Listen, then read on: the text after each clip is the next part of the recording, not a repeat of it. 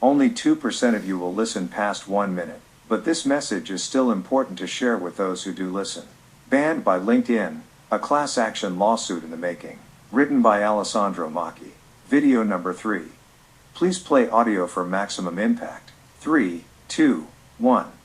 Why this 13.5-minute ban on LinkedIn video matters. You may be adversely affected by LinkedIn's toxic banning policy, and not even know it. Imagine being a small business owner in Turkey or Syria, and you want to assist in the earthquake recovery.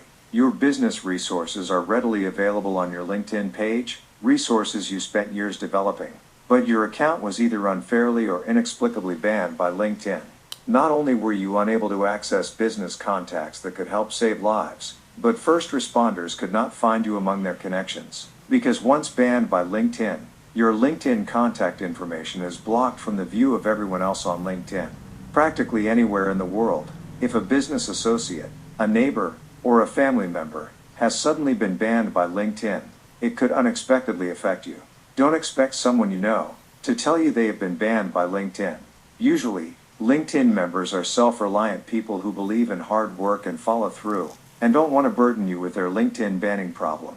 Even as the detrimental impact of a LinkedIn banning negatively compounds their business and their community on a daily basis. Practically all LinkedIn members have absolutely no idea that at any time, at any moment, and irrespective of their prior track record of goodwill and positive contributions to the LinkedIn platform, a LinkedIn member in good standing can suddenly become restricted. When a suddenly restricted LinkedIn member attempts to get their LinkedIn account restriction lifted, LinkedIn members may end up interacting with a LinkedIn account recovery specialist, who proceeds to steadfastly ignore the LinkedIn member's side of the restriction dispute. If a first LinkedIn restriction is lifted, it is only lifted when accompanied by a warning that the next restriction can result in a permanent banning, even if the contested first restriction was incorrectly assessed. A first restriction, even after it has been removed, basically puts a LinkedIn member on borrowed time, since the second restriction becomes a permanent banning, whether or not one, or both, restrictions were incorrectly assessed. On a rare occasion when the LinkedIn account recovery specialist might agree with a LinkedIn member's claim that their first restriction has been incorrectly assessed, the LinkedIn account recovery specialist apparently has no way to remove the improperly assessed first restriction. More likely, the LinkedIn account recovery specialist may simply ignore the LinkedIn member's concern over an incorrectly assessed first restriction remaining on their record, thus placing the LinkedIn member on permanent probation. Once on permanent probation, a LinkedIn member is just one restriction away from LinkedIn blocking dozens, hundreds, or thousands of positive interactions the LinkedIn member had previously made on LinkedIn, as the LinkedIn member becomes permanently banned. The lack of interest by LinkedIn account recovery specialists regarding hearing and contemplating the point of view of the restricted LinkedIn member raises the question, are the LinkedIn account recovery specialists human, or are they bots or Borgs posing as LinkedIn account recovery specialists? The LinkedIn account recovery specialists' cut and paste responses appear to pivot on intractable enforcement of LinkedIn restrictions, which can lead one to think LinkedIn account recovery specialists are actually bots or Borgs, or humans being pressured to not think for themselves, but rather follow pre-existing scripts that basically result in a banning verdict.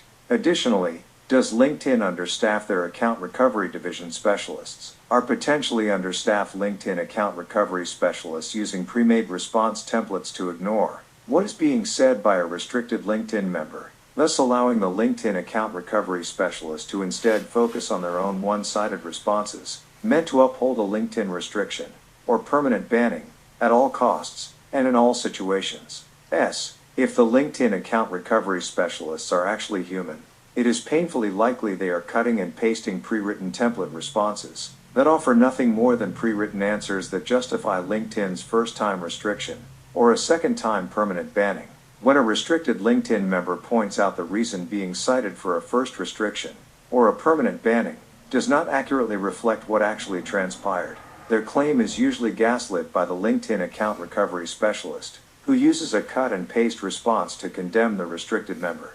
The best case scenario that a LinkedIn account recovery specialist can offer is the restriction was a warning, and if the member agrees to follow the user and professional guidelines, they will be allowed a second chance. However, the LinkedIn member is still found guilty of a first infraction even if the infraction was wrongly assessed, and this causes the LinkedIn member to be placed on permanent probation. Permanent probation basically means the next assessed restriction will not include meaningful discussion or consideration. If either a new restriction or the prior restriction has been assessed in error, the restricted LinkedIn member is unfairly, permanently banned. Just one defective restriction basically creates an inevitable banning outcome. Permanent banning basically means the LinkedIn member's prior positive contributions and their own LinkedIn profile are blocked from view and treated as if neither the member nor their contributions ever existed. Stranger still, LinkedIn has different moving parts that simultaneously encourage a LinkedIn member to increase their connections and postings, which also happens to be two of the most likely ways a LinkedIn member can first receive a restriction, and later on, a permanent banning. Was the restriction and banning process intelligently thought out by LinkedIn corporate executive teams, or were the lives and livelihoods of restricted LinkedIn members simply farmed out by an indifferent LinkedIn corporate executive team to consultants with no apparent tangible interest or empathy regarding the devastation their simplified banning process would cause LinkedIn members? Perhaps the LinkedIn consultants receive compensation based on a quota system that requires as high of a permanent banning percentage as they can muster. When the inevitable second LinkedIn restriction occurs, and a restricted member points out the reason being cited to create a permanent banning, and accurately interprets LinkedIn guidelines, the discussion is immediately gaslit by the LinkedIn account recovery specialist. The LinkedIn account recovery specialist's gaslighting approach uses cut and paste template responses that inform the banned member there will most likely be no more communication, and the permanent banning will remain in force. LinkedIn account recovery specialists who contemptuously cut and paste negative, gaslighting, template responses to a restricted member's request for an understanding of their position needs to be investigated. Bill Gates' company, Microsoft, bought LinkedIn several years ago. Microsoft was able to increase LinkedIn's revenue by $2 billion over the prior year, for 5 straight years, but at what cost to loyal LinkedIn members? While LinkedIn was dramatically increasing their revenue stream year after year, LinkedIn was also permanently banning unknown numbers of loyal, bewildered, long-time LinkedIn members. LinkedIn's corporate executive indifference to loyal LinkedIn members who had already made long-term commitments to the LinkedIn platform is hard to fathom, and has most likely caused calamitous economic hardship to ban LinkedIn members, their families, and their businesses. LinkedIn members who connect on LinkedIn use their real names and post their prior accomplishments, achievements, and work history on their profile page. Prospective business connections can view the LinkedIn member's profile page before making a LinkedIn business connection or offering employment. A banned LinkedIn member's business might also employ others who may then become collateral damage, all at the hands of humans who are doing not much more than cutting and pasting pre-written template comments designed to justify permanent banning, irrespective as to whether or not the permanent LinkedIn banning was justified. A permanent LinkedIn banning, especially when hastily or incompetently assessed, harms an former LinkedIn member in a myriad of ways. The list of catastrophic events caused by a mindless, non-empathetic LinkedIn permanent banning policy is quite profound. Besides a banned LinkedIn member's connections, mistakenly thinking they were blocked by a member they had no idea had been banned, there are numerous connections, business discussions, and personal business messages previously created on LinkedIn that are suddenly unavailable to the banned LinkedIn member. Permanently banned LinkedIn members have nothing left to show for their dozens, hundreds, or thousands of hours of hard work and commitment to the LinkedIn platform, a platform they loyally contributed to on a daily, weekly, monthly, or yearly basis. Because content a banned LinkedIn member created on LinkedIn is no longer visible on Google searches, a LinkedIn member's Google ranking may disappear or plummet after being banned by LinkedIn.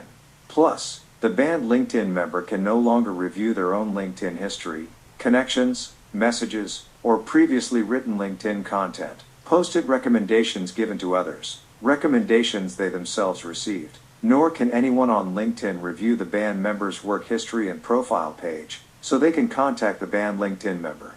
The LinkedIn banning process is far worse than bait and switch, because a LinkedIn member's entire LinkedIn history is scrubbed from view, as if it never occurred. The LinkedIn permanent banning schism can also adversely affect a banned LinkedIn member's future job opportunities. When a prospective employer cannot find their LinkedIn page and wonders why they are not on LinkedIn.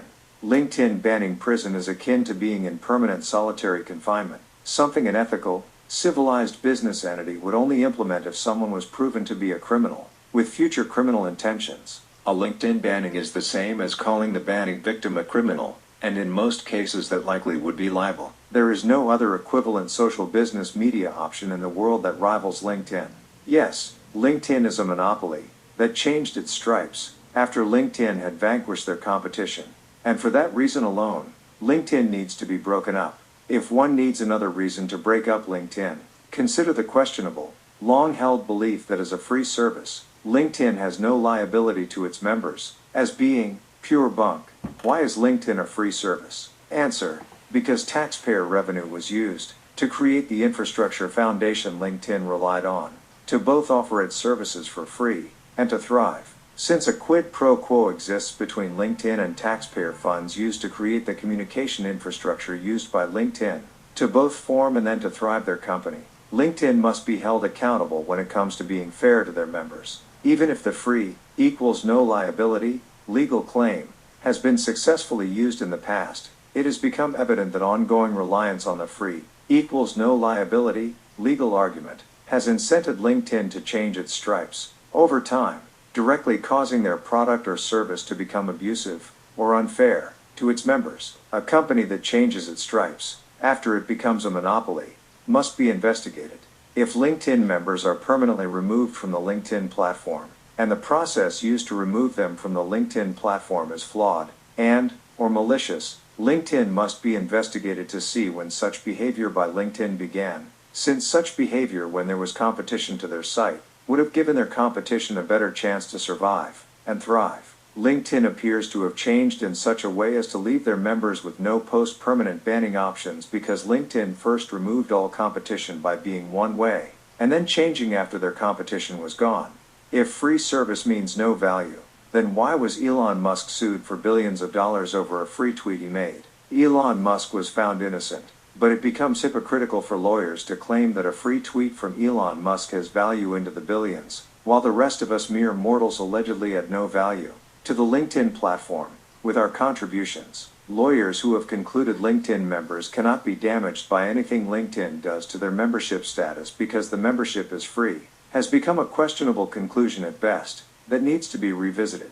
LinkedIn first created a friendly business model that allowed LinkedIn to become a monopoly, and then LinkedIn went on a banning rampage knowing whomever they banned would be irrevocably harmed, with no other similar option available to the banned LinkedIn member. LinkedIn's corporate executive indifference quashes human LinkedIn members who center their LinkedIn involvement on human business interactions, and their LinkedIn exemplary work history profile page has LinkedIn's corporate executive indifference to your permanent LinkedIn banning sabotaged you in real life. If enough banned LinkedIn members share their banned LinkedIn stories and resulting hardships, perhaps a class action lawsuit could become the result.